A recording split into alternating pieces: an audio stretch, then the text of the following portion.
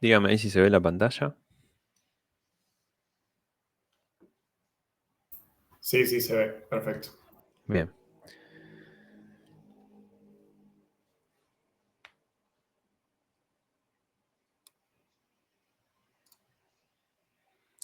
Bueno, hoy vamos a empezar a ver protocolos de comunicación. Primero una introducción general a los protocolos y después vamos a ver en particular el protocolo I²C.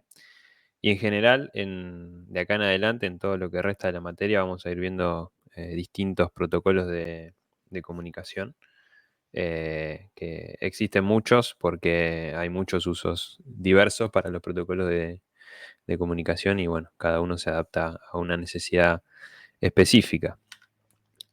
Vamos a ver un poco ahora en esta presentación cómo se clasifican esos protocolos según distintos criterios.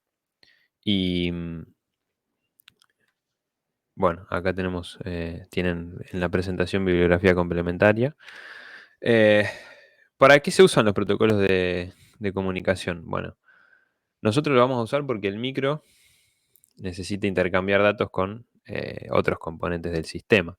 Eh, Ese intercambio de datos se realiza mediante protocolo de comunicación, que un protocolo no es más que un conjunto de reglas, es un lenguaje común que tienen dos partes para poder comunicarse entre sí. Según el alcance, el protocolo de comunicación se puede clasificar como on-chip, que son las comunicaciones que se dan dentro del microcontrolador a través de los bases internos. Nosotros ya vimos un protocolo de comunicación on-chip, que como es el HB-Lite, que forma parte de la especificación AMBA. Y los protocolos que vamos a ver de acá en adelante son de mayor alcance, digamos, son on-board y off-board. Los on-board son protocolos que están pensados para comunicar distintos componentes adentro de una misma placa. Y los off-board comunican placas distintas, ¿sí? Y obviamente soportan mayores distancias. Em, un sistema de comunicaciones que se encuentra dentro de un sistema embebido tiene por un lado un puerto que nos da la conexión física al medio de transmisión que vamos a utilizar y una interfaz de comunicación, ¿sí? Que hace el procesamiento lógico y gestiona los datos que se transmiten entre el procesador y el dispositivo con el que el procesador se esté comunicando. Em, Nosotros en la materia vamos a trabajar con protocolos de comunicación cableados. Si bien en el último TP les damos la posibilidad de usar una comunicación inalámbrica, para nosotros esa comunicación va a ser transparente, digamos. Lo único que vamos a analizar son protocolos cableados. Em, los micros, hoy en día, todos diría, traen módulos de hardware, interfaces, que nos sirven para implementar los distintos protocolos de comunicación sin depender de que toda la implementación se haga por software, ¿sí? Eh, Estos módulos nos permiten, por ejemplo, manejar las señales eléctricas, físicas, y nos permiten gestionar los datos reduciendo la carga del procesador en esas comunicaciones. Em, Así como tenemos un módulo de timer, un módulo de ADC, un módulo de GPIO, bueno, hay módulos de protocolos de comunicación. Como se puede ver acá en este esquema, por ejemplo, tenemos un microcontrolador con un módulo de comunicación SPI, que es un protocolo, un módulo de comunicación I²C, que es otro protocolo que hoy vamos a analizar, que se comunican con el core a través de los bases internos del microcontrolador. Estos módulos o estas interfaces me dan la conexión hacia el exterior, ¿sí? A través de las líneas de datos propias que usa cada protocolo. Por un lado me dan la conexión al exterior y por otro me dan la conexión hacia el interior y se comunican con el procesador.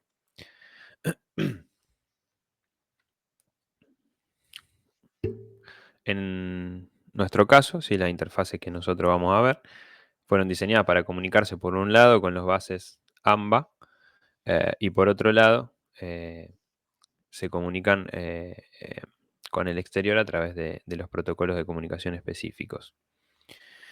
Estos módulos se conectan al exterior a través, obviamente, de los pines que tiene el microcontrolador. Nosotros ya sabemos que podemos elegir con un multiplexor, que es lo que se conecta a la patita física del micro.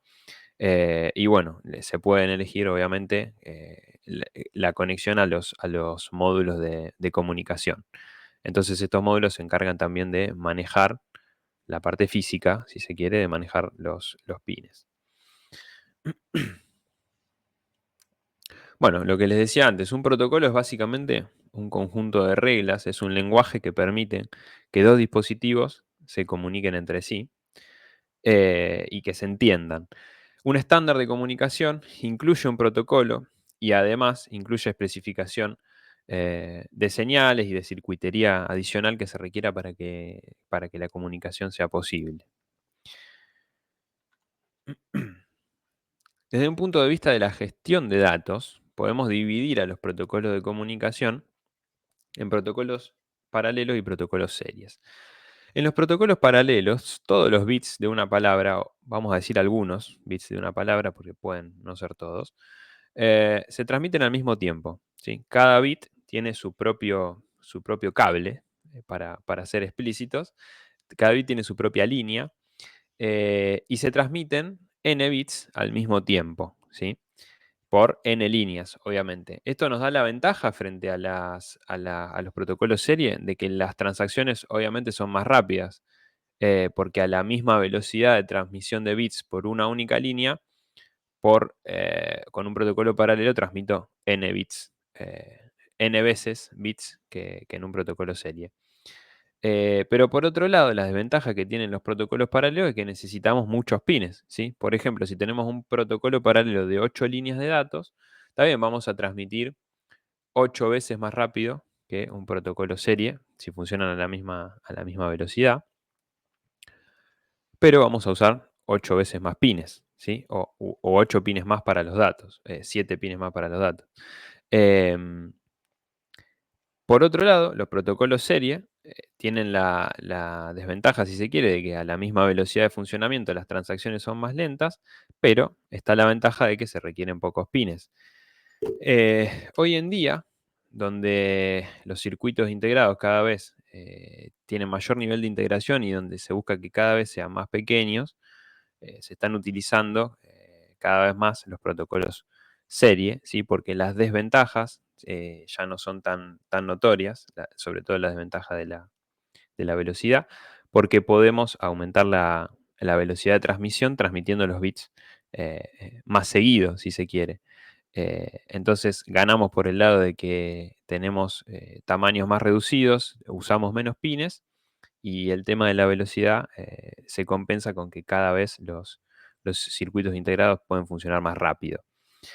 Em, en una comunicación serie tenemos algunos desafíos que sortear, que por ejemplo es saber cuándo inicia y cuándo termina un bit, ¿sí? Porque si yo tengo que transmitir 3 bits en uno, por ejemplo, en una comunicación serie, como los transmito a todos por el mismo cable, tengo que saber cuándo empieza un bit y cuándo termina, y cuándo empieza el siguiente y cuándo termina, ¿sí? Para saber que eso que estoy transmitiendo son 3 bits en uno y no 2 bits en uno, por ejemplo. Lo mismo para las palabras, ¿sí? Tengo que saber cuándo empieza y cuándo finaliza una palabra. Em, entonces, bueno, para los protocolos de comunicación serie se incorporan los conceptos de sincronización de datos y empaquetamiento de los datos con un cierto formato que nos van a permitir poder saber cuándo inicia y cuándo termina un bit y una palabra. Acá se ve, digamos, de manera más clara por qué se hace necesario definir un conjunto de reglas para asegurar que la comunicación sea posible.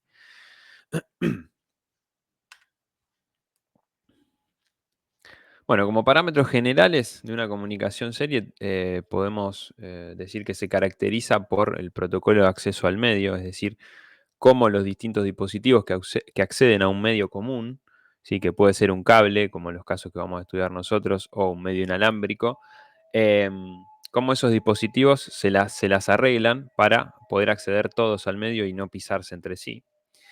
El número de líneas de conexión que tiene ese protocolo, la velocidad de transmisión que se puede lograr con un protocolo, medida siempre en bits por segundo, la distancia a la que se puede transmitir datos, en general, siempre la distancia y la velocidad son inversamente proporcionales. En general, si se transmite a más distancia, la velocidad baja.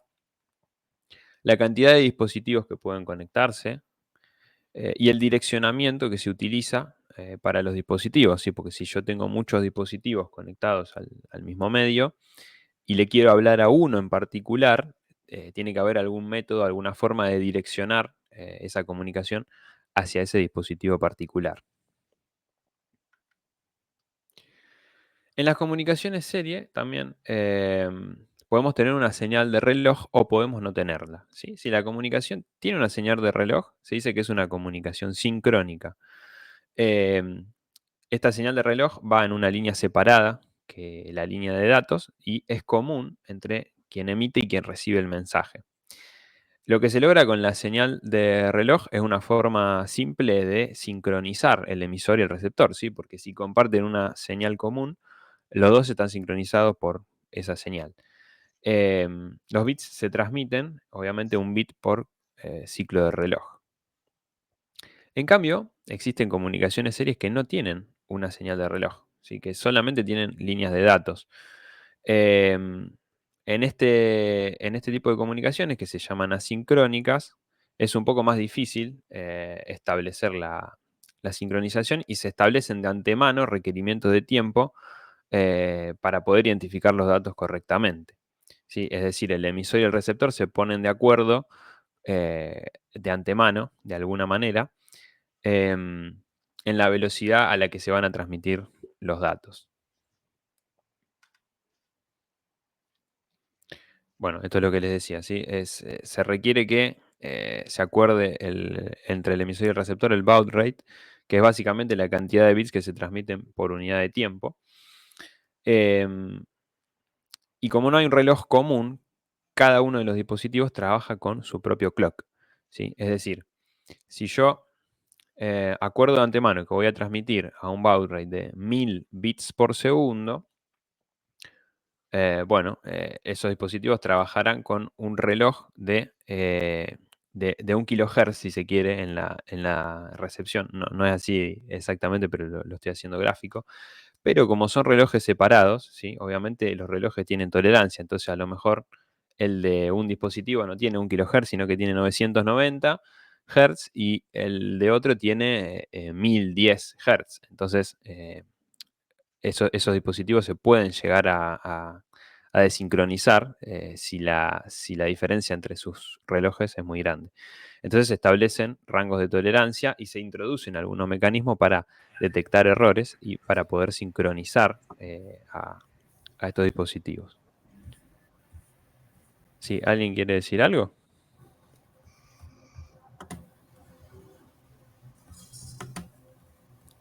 Bueno.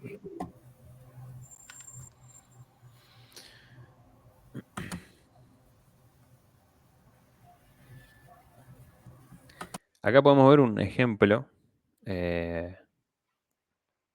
simple y para graficar un poco cómo se hace una comunicación asincrónica, ¿sí? Siempre para indicar que se da inicio y que se da fin a la comunicación, vamos a tener Recording is on. vamos a tener un bit de start y un bit de stop. Muchas veces se incluye también un bit de paridad que se usa para chequear errores en la transmisión. Y bueno, en el medio, entre el bit de start y el bit de stop, se transmite el dato que se quiere comunicar. Y cuando no se está transmitiendo nada, la línea de comunicación permanece en idle, en un estado de reposo. En general, como se acuerda una velocidad de transmisión, el receptor siempre trata de chequear el dato en el medio del período, ¿sí? Para alejarse lo más posible de los flancos y poder así tener una menor tasa de error.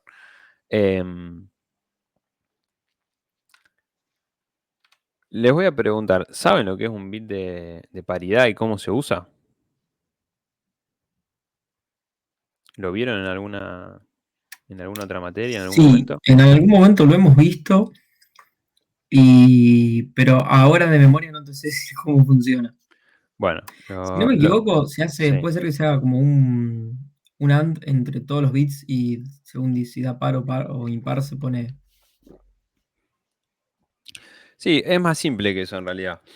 Lo que se hace con el bit de paridad es que el número de unos, básicamente, que se transmite, sea par o impar, según si la paridad requerida es una paridad par o una paridad impar. Por ejemplo, en esta transmisión tenemos 5 bits de dato en 1, ¿sí? Si nosotros requerimos de una paridad par, el bit de paridad se va a poner en 1, ¿sí? Para que los bits en 1 sean una cantidad par, ¿sí? Sumando 6 en total. En cambio, si requerimos de una paridad impar, el bit de paridad se pone en 0, porque la cantidad de unos que hay en el dato ya es impar. ¿Se entiende? O sea, se suma la cantidad de unos que hay entre el dato y el bit de paridad, y el bit de paridad siempre cambia para que la paridad sea la que se necesita, ¿sí? Puede ser par o impar. Es básicamente eso. Entonces, el receptor, si estamos trabajando con una paridad par, por ejemplo, el receptor cuenta la cantidad de unos recibidos y siempre tiene que ser par. Si es impar, significa que hubo algún problema en el medio, en la transmisión, y se puede gestionar de alguna manera ese error, ese problema. Es un mecanismo para detectar errores. Muy básico, el más básico que hay. Bien. Los esquemas de comunicación pueden ser, por un lado, simplex, cuando solo se pueden transmitir datos en una dirección, si tenemos un transmisor y un receptor fijos, y no hay posibilidad de que el receptor transmita datos hacia el transmisor. El esquema puede ser también half duplex, cuando los datos se pueden transmitir en ambas direcciones, pero no al mismo tiempo, ¿sí? Es decir, tengo una sola línea de datos que en un momento funciona en una dirección y en otro momento funciona en la dirección contraria, pero nunca en las dos al mismo tiempo, obviamente, porque es una sola línea. Y el esquema de comunicación también puede ser full duplex, en donde se tienen básicamente dos líneas distintas en las que se transmiten datos en ambas direcciones de manera simultánea.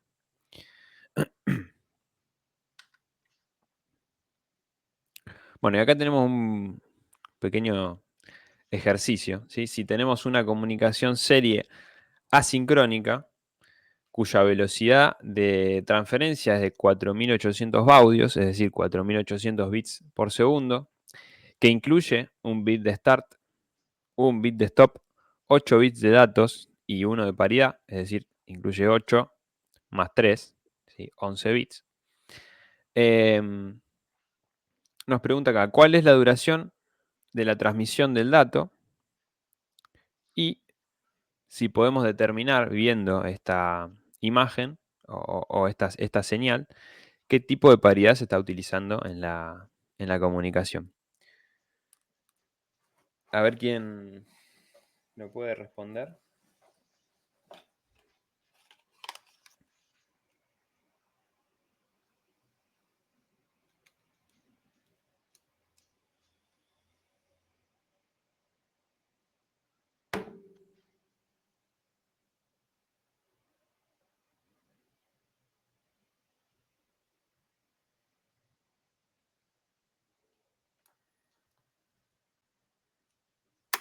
Paridad par. Bien, la paridad es par, ¿sí? Porque la cantidad de unos es par. Eso se puede ver así de rápido. Si yo cuento hay 4 unos, listo, la paridad es par. Bueno, y la duración de la transmisión, si estoy transmitiendo a 4800 baudios.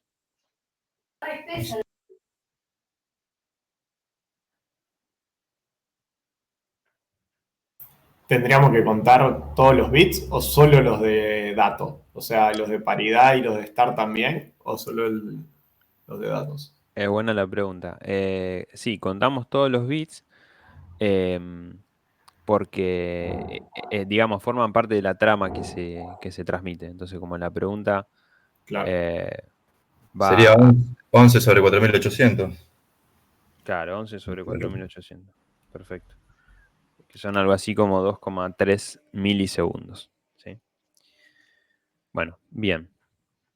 Em, Esto lo tenemos que calcular, digamos, así porque tenemos un protocolo asincrónico. En un protocolo sincrónico, la velocidad de transmisión siempre es la velocidad del clock, ¿sí? Pero acá nos tienen que dar el dato de a qué velocidad se está transmitiendo porque es asincrónico, no tenemos clock. Bien. Existen también diferentes topologías, ¿sí? para los sistemas de comunicación. Eh, una topología es la de maestro esclavo, ¿sí? En la que un único dispositivo puede actuar como maestro y es el que se encarga de iniciar las transacciones y proporcionar la señal de reloj. Em, bueno, acá habla de señal de reloj porque en general los bases que implementan una comunicación maestro-esclavo son sincrónicos. Y un ejemplo de un protocolo que tiene esta topología es el protocolo SPI, que es uno de los protocolos que vamos a ver más adelante en otra clase. Eh, entonces, bueno, en esta topología hay un solo maestro, el resto son todos esclavos, y el maestro es el que se encarga de iniciar las transacciones. Siempre, un esclavo no puede iniciar una transacción. Después tenemos bases de comunicación multimaster, que son básicamente un sistema maestro-esclavo, pero que puede incluir múltiples maestros. Es decir, puede haber múltiples dispositivos con capacidad de iniciar una comunicación, ¿sí? Esto hace que sea necesario un sistema de arbitraje, porque puede haber conflictos entre diferentes maestros, ¿sí? Si dos maestros quieren iniciar una comunicación al mismo tiempo, se da un conflicto en el bus y tiene que haber alguna manera de resolver ese conflicto y de arbitrar qué maestro es el que se va a quedar con el bus de comunicación. Un protocolo que tiene esta topología es el I²C, que es el que vamos a ver más adelante.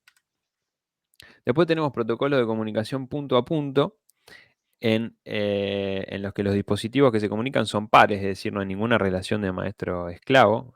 Ambos pueden iniciar comunicaciones. Y los bases de comunicación punto a punto generalmente son asincrónicos, ¿sí? Un ejemplo es el protocolo de comunicación RS232, que también vamos a ver.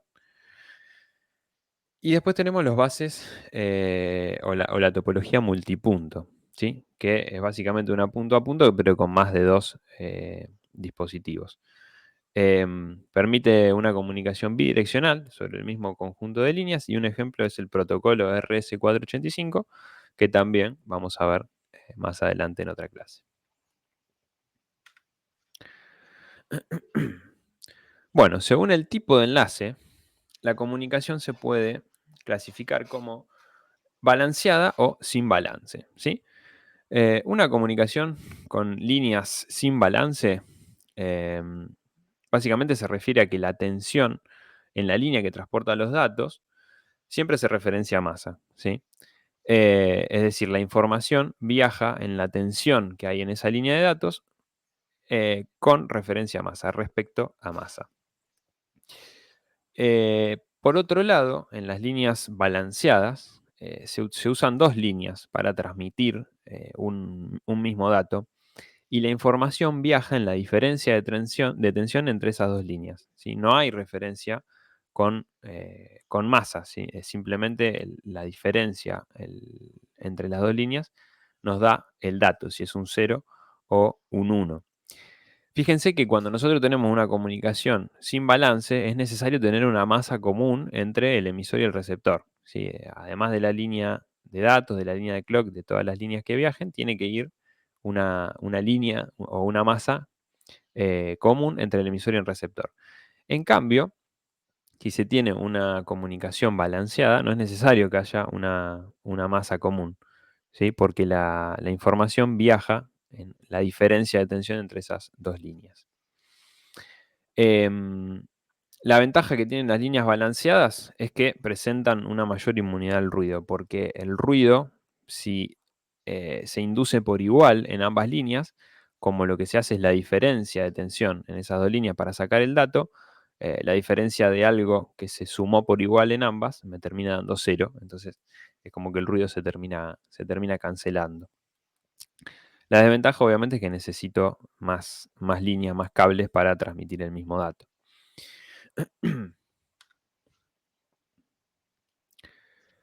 Y bueno, para cerrar ya la presentación, esta es una clasificación que ya les mencioné antes, pero algunos de los protocolos que vamos a ver son el I²C y el SPI, que son protocolos on-board, es decir, para comunicarse dentro, o están pensados para comunicarse dentro de una misma placa, y otros protocolos que vamos a ver son el RS232 y el RS485, que son protocolos off-board, que tienen más alcance y están pensados para comunicarse o para comunicar distintas placas.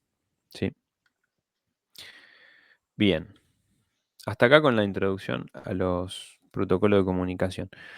¿Alguno le quedó alguna duda? ¿Tiene alguna pregunta particular sobre lo que estuvimos viendo hasta ahora? Por el momento no. Todo en orden. Bien.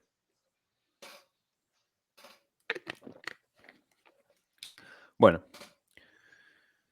vamos a seguir entonces. Deme un segundo.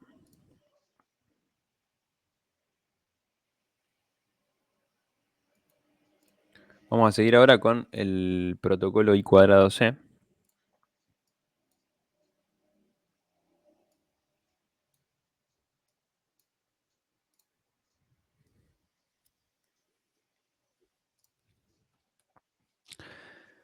Bueno, resulta que hace un par de meses vi en un grupo de WhatsApp del grupo de electrónica, vi que se mandó este mensaje.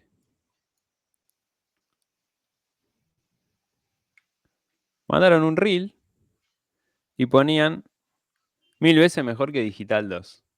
Yo dije, bueno, genial. ¿Cómo hacemos ahora en Digital 2 para que un reel de Instagram no sea 1000 veces mejor que cómo damos el tema en Digital 2? Entonces, me puse a pensar y dije,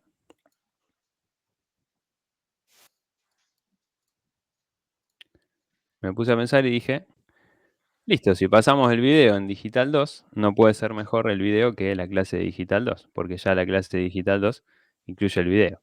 Así que, bueno, vamos a ver un breve video de introducción al protocolo I²C y después pasamos a la presentación. Hey, Peter, what's the I2C protocol? A star furler, Stewie. It's a communication method for microcontrollers. ¿Se escucha el video? Sí, sí, sí. Ah, bueno. Hey, Peter, what's the I2C protocol? A star furler, Stewie. It's a communication method for microcontrollers, like Arduino. How does it work? It uses two wires, SDA for data and SCL for clock. Multiple devices share the same bus. How do they know who's talking? Each device has a unique address to identify it. How do you find the address? Use an I2C scanner on Arduino to find all connected device addresses. Cool. How do you send data? A master sends data and slaves respond. And Arduino uses it, right? Yep, you can easily use the wire library to implement it. Follow Electronics Peter for more. Bueno, bien. Siento que si lo hubiera explicado Stewie hubiera sido un poco más detallado.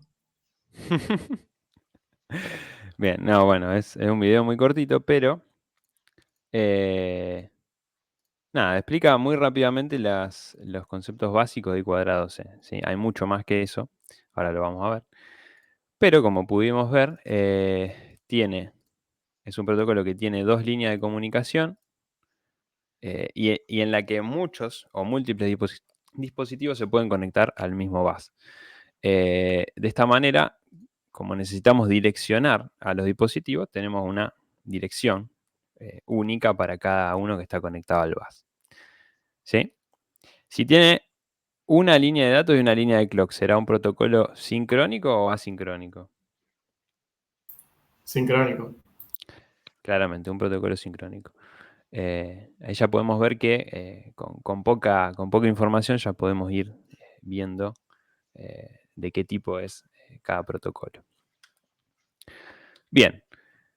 I cuadrado C son las siglas de Inter-Integrated Circuits Communication Protocol, pero bueno, se queda en Inter-Integrated Circuits. Lo pueden llegar a ver como IIC o I2C o I cuadrado C, son todos lo mismo.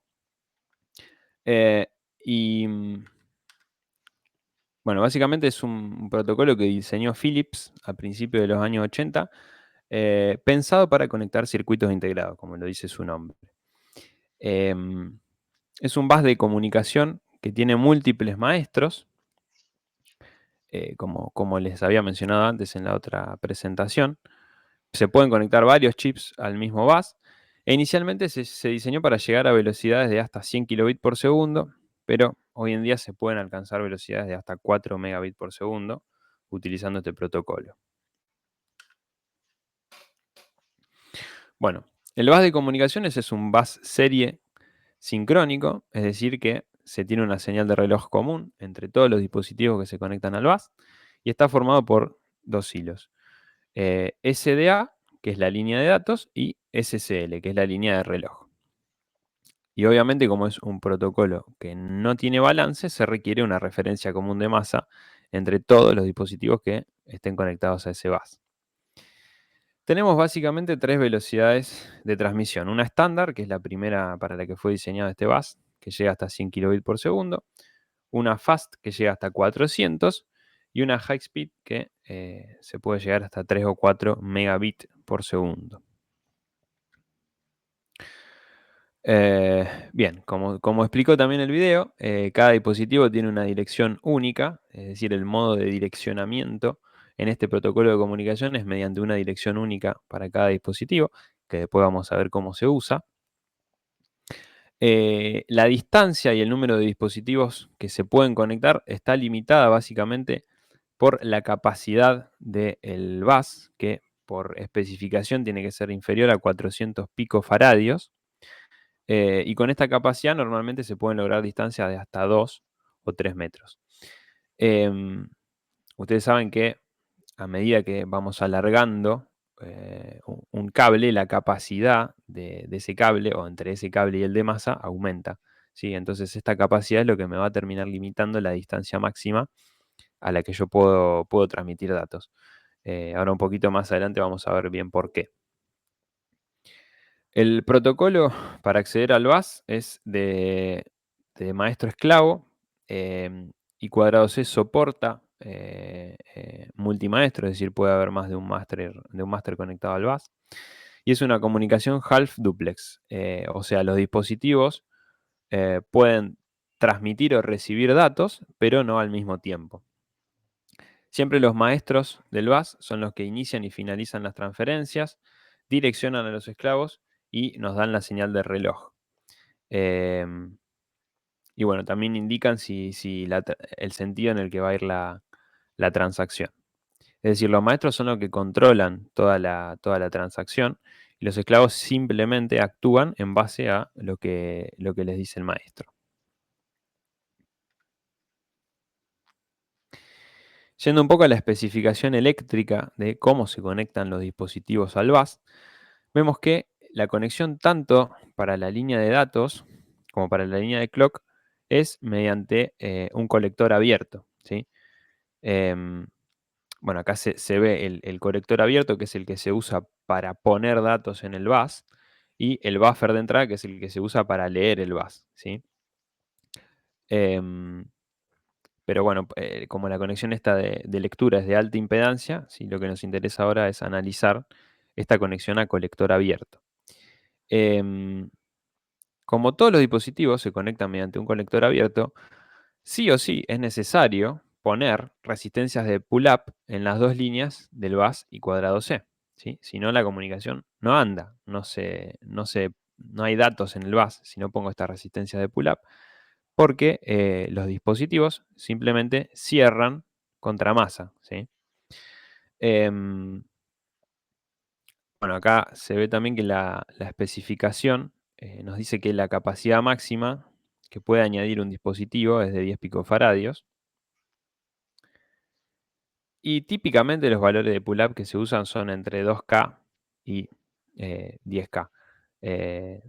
Yo la verdad que todos los que he visto están en ese rango, andan entre los 4,7K y los 10K. Por ahí se puede bajar un poco más la resistencia si se necesita una comunicación más rápida o a una distancia mayor, pero el rango típico está ahí, entre los 2K y los 10K.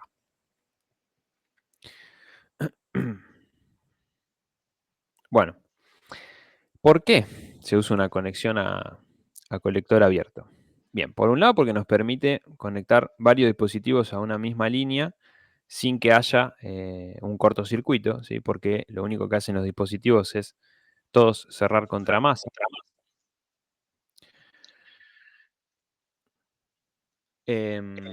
Cuando la línea está a nivel alto, ningún dispositivo está accediendo al bus, ¿sí? Simplemente queda a nivel alto a través de la resistencia de pull-up y ningún dispositivo está transmitiendo un 0. Perdón, ningún dispositivo está accediendo al bus o ningún dispositivo está transmitiendo un 0. ¿Sí? Pueden estar accediendo al bus pero queriendo transmitir un 1. Cuando la línea se pone en nivel bajo, significa que al menos uno de los dispositivos, ¿sí?, está transmitiendo un 0. Puede ser más de uno, pero al menos uno. Siempre prevalece el valor 0, ¿sí? Si hay un dispositivo transmitiendo un 1 y otro transmitiendo un 0, siempre en la línea se ve el 0. Entonces podemos decir que constituye como una AND cableada entre todos los dispositivos que están conectados al bus. Una forma que tiene un dispositivo que está poniendo datos en el bus de darse cuenta de que otro dispositivo también está accediendo es escuchar o leer el bus al mismo tiempo que lo está escribiendo, ¿sí? Si está queriendo escribir un 1 y en algún momento lee un 0, significa que hay otro dispositivo queriendo acceder al bus.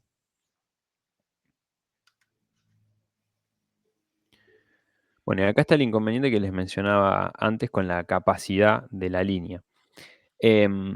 Cuando las llaves estas se cierran, ¿sí?, el capacitor se descarga a través de la llave, que podemos asumir que es de muy baja resistencia. Entonces, en el flanco de BDD a masa, ¿sí?, no hay problema, es un flanco rápido. El problema está cuando la llave se abre, ¿sí? El capacitor este se carga a través de la resistencia de pull-up. Entonces, el flanco de subida de las líneas es lento, ¿sí? Porque básicamente queda determinado por esta constante RC. Una forma de solucionarlo es usando una carga activa, ¿sí? En lugar de una resistencia, usar una carga activa, lo cual no es muy común, ¿sí? Si no queremos hacer eso, digamos, para bajar este tiempo de subida, nos quedan dos alternativas. Una es bajar la capacidad, que la capacidad se baja acortando el largo de la línea o desconectando dispositivos. Y la otra es bajar la resistencia, ¿sí? Bajando la resistencia se logra acortar este tiempo de subida. Lo que pasa es que tenemos un consumo de corriente más elevado cuando algún dispositivo está poniendo un 1 en la línea, ¿sí? Por eso veíamos antes que los valores típicos van entre 2K y 10K, ¿sí? A medida que yo aumento la resistencia, baja el consumo, pero aumenta ese flanco de subida, el tiempo de ese flanco de subida. Y si yo bajo la resistencia, yo dije aumenta el consumo, no, quise decir baja el consumo cuando yo aumento la resistencia. Pero si bajo la resistencia, el consumo aumenta y bueno, tengo un límite. En general ese límite está alrededor de los 2K para un consumo aceptable.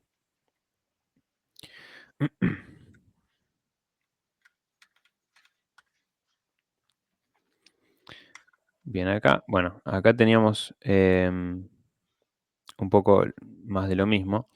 Fíjense que está especificado que si yo quiero usar el protocolo en un modo estándar, es decir, en la velocidad más baja de hasta 100 kilobits por segundo, la capacidad tiene que ser de hasta 400 picofaradios, y el tiempo de subida, ¿sí? Que es el tiempo que tarda en llegar, en ir del 30% al 70% de su valor máximo, puede ser de hasta 1000 nanosegundos, ¿sí? A medida que yo aumento la velocidad a la que quiero transmitir, se hacen más restrictivas estas especificaciones. ¿Sí? Fíjense que hasta los 400 kilobits por segundo, ya el tiempo de subida máximo es de 300 nanos. Y va a seguir pasando lo mismo a medida que yo aumente la velocidad.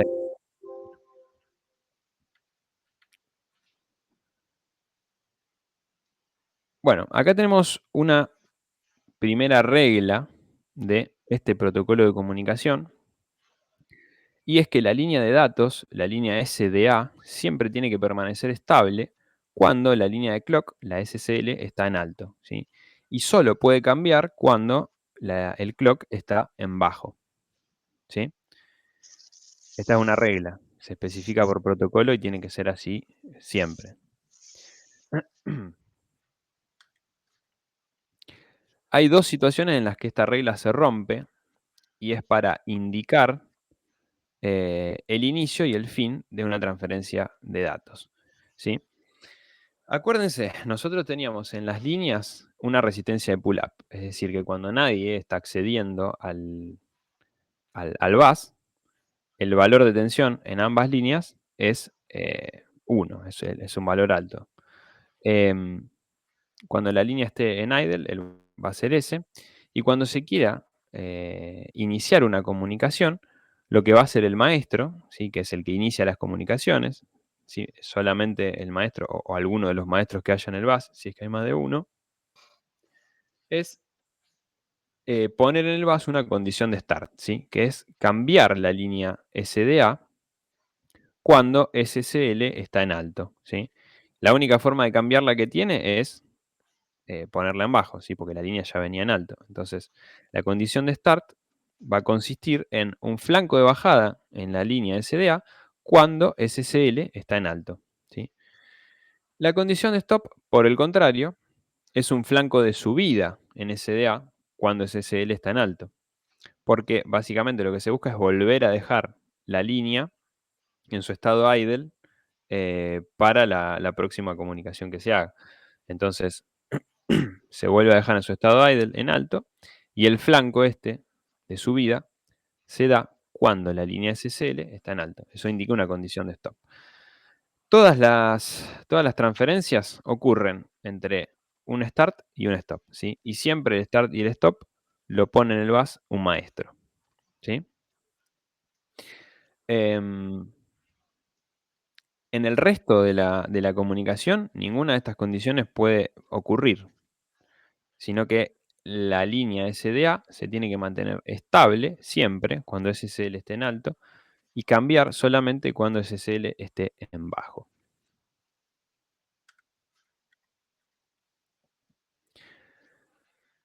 Bueno, la unidad de transferencia que se usa en este protocolo son palabras de 8 bits, es decir, se transfiere de a un byte, comenzando siempre por el bit más significativo, y siempre, cada byte que se envía requiere de una confirmación por parte del receptor, ¿sí? Esa confirmación consiste en mantener durante un bit time la línea de datos en valor bajo, ¿sí? La cantidad de bytes que puede haber por transacción no está restringida, o sea que se pueden enviar la cantidad de bytes que uno quiera, pero siempre la información se envía en palabras de 8 bits, y siempre después de una palabra de 8 bits tiene que venir un acknowledge, ¿sí? Un reconocimiento por parte del receptor de esa palabra. De vuelta, acuérdense que los bases de I cuadrado C tenían una resistencia de pull-up. Entonces, para el que está recibiendo el dato indicar que está presente y que recibió el dato, la única forma de hacerlo es accionando activamente, ¿sí? sobre el bus, es decir, poniendo un valor bajo, ¿sí? Porque un valor alto no significa nada, digamos. No, si yo soy el que envía el dato y acá me viene un valor alto, yo no sé si el receptor recibió ese dato, si me escuchó o no.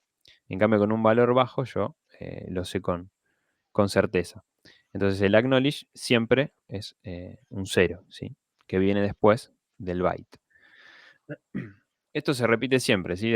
Siempre después de un byte tiene que venir un acknowledge. ¿Cómo se usa la dirección esta que tenían todos los dispositivos que se conectan al bus? Bueno, básicamente, al inicio de una transacción, se envía la dirección del dispositivo con el que se quiere hacer la comunicación, ¿sí? El que envía la dirección siempre es un maestro. em, y la dirección esa que pone en el bus es la dirección de un esclavo.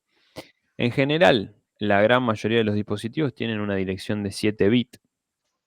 Existen también direcciones de 10 bits, que ahora vamos a ver, pero en general las direcciones son de 7 bits.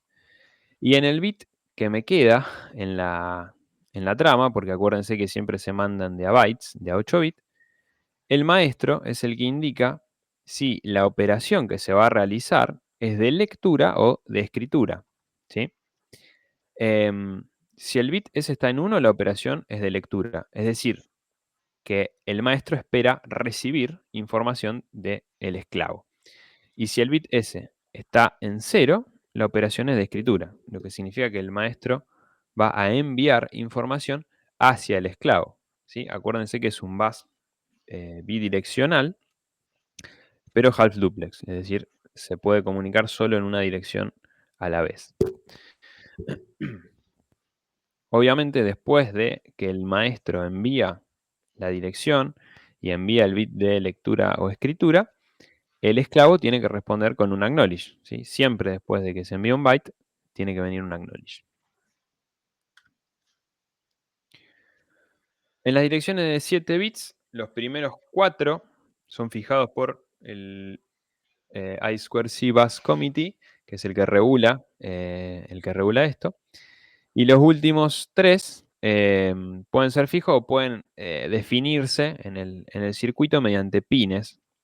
Y esto le da la posibilidad, digamos, al que diseña el circuito de conectar varios dispositivos iguales al bus, pero con distintas direcciones.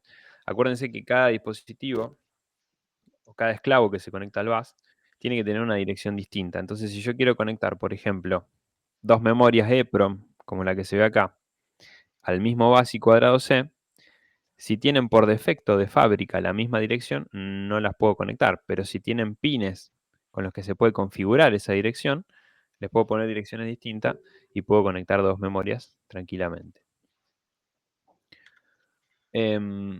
Las direcciones de 10 bits básicamente se transmiten en 2 bytes distintos, ¿sí? El primer byte tiene fijo los primeros 4. Sí, ¿alguien quiere decir algo?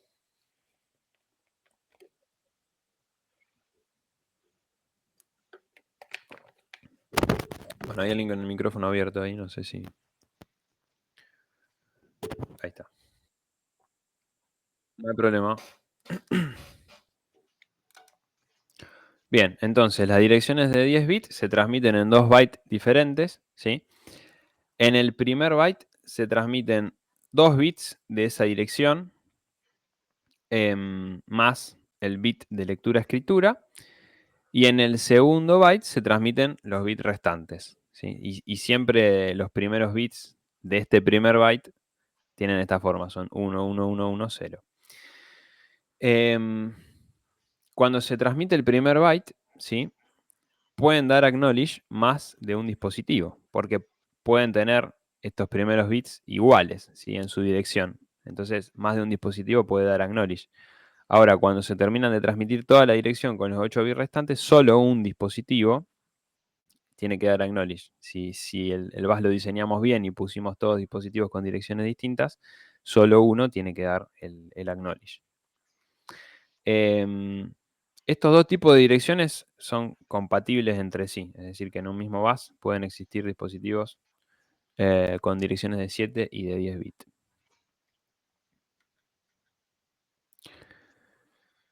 Bien. Acá se puede ver un esquemita de cómo es una comunicación I²C en la que un maestro envía datos a un esclavo. Esto es útil para acordarse cómo son los pasos que se dan en la comunicación. Siempre lo que envíe el maestro, lo vamos a ver en fucsia rosa, y lo que envíe el esclavo en azul. Entonces, el maestro siempre es el que inicia la comunicación. El esclavo nunca puede iniciar la comunicación, siempre es un maestro.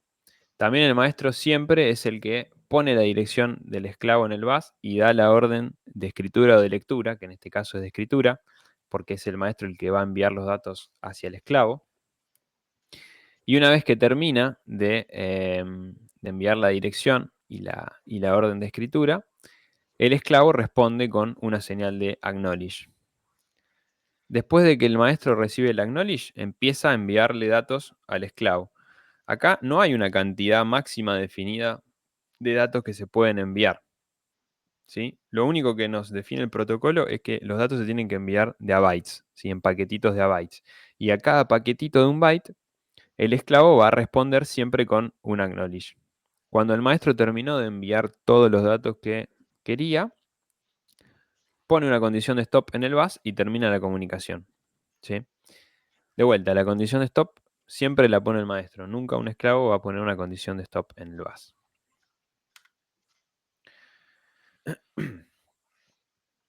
Entonces, bueno, acá se puede ver en un esquemita distinto al anterior, lo mismo, ¿sí? Como hace un maestro para enviar datos al esclavo.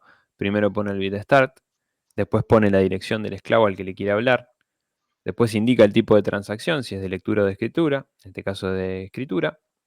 Después el esclavo responde con un acknowledge, después se envía un dato, ¿sí? En este caso se envía un único dato, el esclavo responde con el acknowledge a ese dato, y el maestro envía la condición de stop. Y si se quieren enviar varios datos, es lo mismo, nada más que esta parte del dato se repite, ¿sí? Una tras de la otra.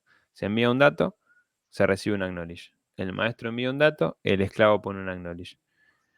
Y así hasta que el maestro termina de enviar todos los datos, y cuando recibe el último acknowledge, pone la condición de stop en el bus y se termina esa transacción.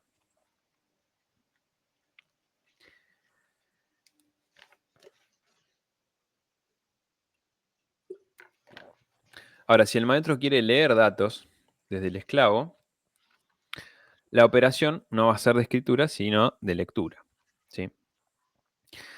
De vuelta, el maestro es el que inicia la comunicación, el que pone la dirección del esclavo al que le quiere hablar en el bus, el que da la orden de lectura, y el esclavo es el que responde con un acknowledge. Fíjense que hasta acá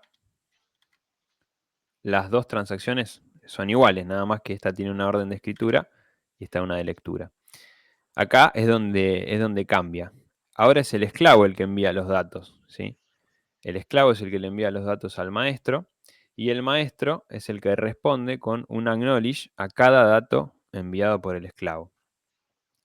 Para el esclavo es lo mismo, ¿sí? Tiene que enviar los datos en paquetitos de 8 bits, de 1 byte, y a cada paquetito el maestro tiene que responder con un acknowledge. Pero, por más que sea el esclavo el que envía los datos, no es el esclavo el que determina hasta cuándo se va a enviar datos, sino que es el maestro, ¿sí? Cuando el maestro termina de recibir todos los datos que esperaba desde el esclavo, pone una condición de stop en el bus, ¿sí? Entonces, básicamente, lo único que cambia entre la operación de escritura y la de lectura es el sentido de estas dos flechas, ¿sí? No sé si se ve el mouse, creo que sí, pero bueno, es el sentido de los datos que se envían y del acknowledge de esos datos. Acá dice que el maestro responde con un acknowledge a todos los datos, salvo al último. Ahora vamos a ver acá por qué. Vamos a ver directamente cuando el maestro lee varios datos del esclavo, ¿sí? Fíjense que el bit de start, la dirección y el tipo de operación que se va a hacer, que en este caso es de lectura, siempre las pone en el bus el maestro, el azul. Ahora, el el esclavo es el que da el acknowledge a la dirección y es también el que pone el dato en el bus, ¿sí? Y el maestro es el que pone el acknowledge. Esto se invierte respecto del caso que vimos antes. Bueno, el esclavo empieza a mandar datos.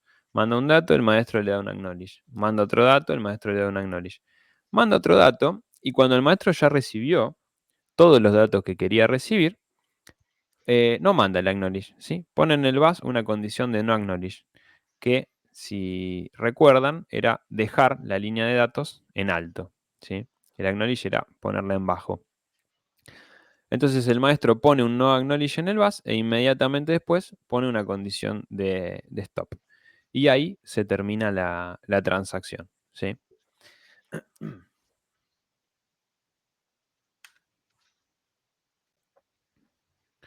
Acá se puede ver una transacción múltiple, si se quiere. Porque si yo, por ejemplo, tengo una brújula, en este caso es una brújula, que tiene sus registros internos, así como el micro tiene registros, o como cada periférico del micro tiene registros, una brújula que yo conecte externamente a través de el protocolo I2C puede tener sus propios registros, ¿sí? Uno de esos registros tiene la dirección 0xC0 en hexadecimal. Y yo lo quiero leer el registro que está en esa dirección, que es, por ejemplo, el registro que me indica la orientación que me está dando la brújula. Entonces, ¿cómo le indico yo al esclavo con una operación de lectura? Simplemente que quiero leer ese registro, ¿sí? No tengo forma, porque primero le tengo que decir cuál es el registro que quiero leer. Entonces, en general, para leer un registro específico de un esclavo, lo que hace el maestro es primero escribirle al esclavo la dirección del registro que quiere leer y después sí leer del esclavo esa dirección. Fíjense. El maestro va a iniciar primero con el bit de start la dirección y una operación de escritura, ¿sí? Pero acuérdense que lo que yo quiero hacer es leer, no es escribir, pero inicio con una operación de escritura. El esclavo me da un acknowledge, me dice que está todo ok, que reconoció esa dirección, y el maestro pone el dato, ¿sí? En el bus. El dato en este caso va a ser la dirección del registro que yo quiero leer de esa brújula, que es C0. ¿Sí? Entonces el maestro pone acá un C0 en el bus, el esclavo le responde con un acknowledge. Ahí la transacción de escritura terminó, ¿sí? Porque yo ya no quiero escribir más nada. Lo que podría hacer el maestro es enviar una condición de stop para indicar que se terminó esa operación de escritura y después iniciar la operación de lectura con un start. Pero para ahorrarnos ese tiempo en el que se pone la condición de stop, lo que se puede hacer es poner una condición de start repetido, ¿sí? Se omite la condición de stop y se vuelve a mandar una condición de start, ¿sí? Con esta condición de start, el esclavo entiende que está empezando otra transacción distinta, por más que no haya habido un stop antes. Entonces, bueno, lo que hace el maestro generalmente es esto: poner una condición de start directamente, salteándose el stop, pone de vuelta la dirección en el bus, indica el tipo de transacción que se va a hacer, que en este caso es de lectura, ¿sí? Antes escribimos el C0, le indicamos al esclavo la dirección que queríamos leer, ahora vamos a leer el contenido de C0, de ese registro. El esclavo me da el acknowledge, ¿sí? Me dice que está todo ok, que reconoció la dirección, y ahora es el esclavo el que me envía el dato, ¿sí? El que me manda qué es lo que había dentro de este registro C0.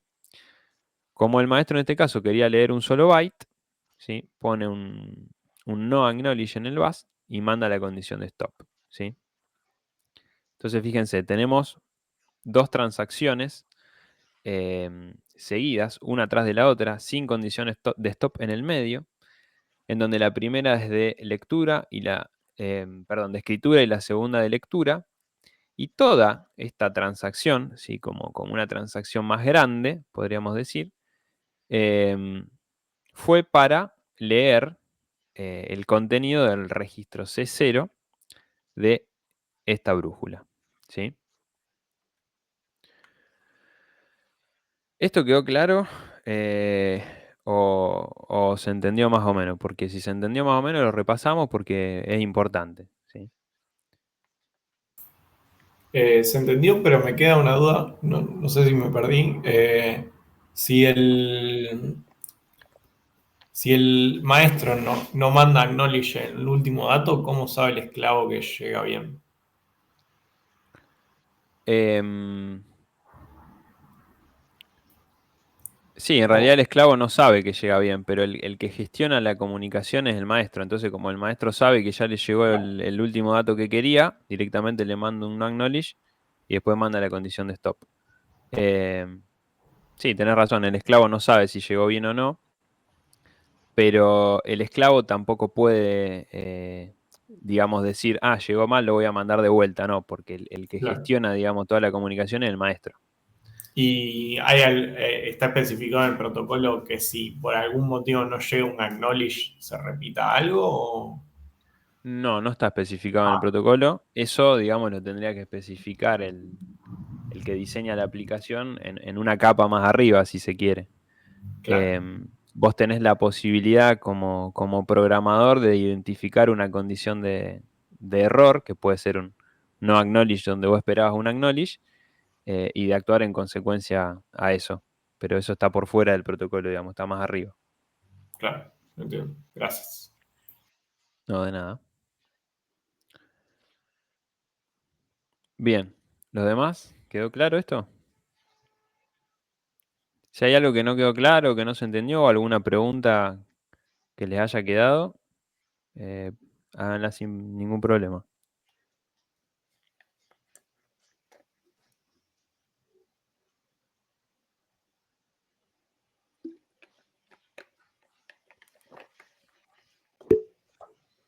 Perdón, Guido, ¿puedo acotar Sí, un comentario? El esclavo, si no recibe el acknowledge y estaba enviando un dato, se va a quedar a la espera, sin hacer nada. Si recibiera el acknowledge por parte del maestro, va a enviar el dato siguiente en la dirección de memoria contigua, normalmente, ¿no? Entonces, esa sería una forma de decir, bueno, quiero leer muchos datos, el maestro responde con acknowledge y el esclavo envía el dato siguiente, y así sucesivamente. Cuando el maestro decide no recibir más datos, normalmente da un no acknowledge, el esclavo deja de escribir y bueno, después el maestro decidirá si direcciona a otro dispositivo o a dónde se comunica. Ah, claro, entonces la transacción no termina, o sea, no sigue hasta que no recibe el acknowledge del maestro. Claro, es decir, el esclavo, si recibe el acknowledge por parte del maestro, entiende que la comunicación fue recibida correctamente y envía el siguiente dato. Caso contrario, no envía más datos.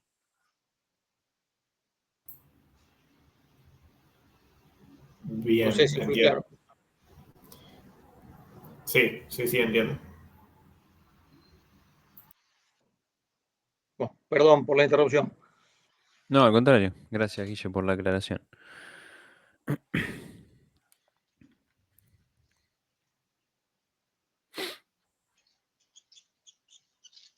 Bien. Em, como venimos viendo, el acknowledge siempre lo envía el que recibe el dato luego de que se recibe el byte completo, es decir, en el noveno pulso de reloj. Es obligatorio, ¿sí? Si, por ejemplo, el maestro manda una dirección al bus y ningún esclavo responde con un acknowledge, genera una condición de stop y termina ahí mismo la transacción, ¿sí? Porque significa que el esclavo al que le quiere hablar no lo está escuchando. Em, si el esclavo no responde con acknowledge al envío de un dato que hizo el maestro de vuelta genera la condición de stop, porque significa que el dato que le mandó el esclavo no lo está recibiendo. Bueno, y acá está lo que decía Guille. Si el maestro no responde con un acknowledge a un dato que envió el esclavo deja de transmitir y el maestro ahí genera una condición de stop y termina la transacción, ¿sí?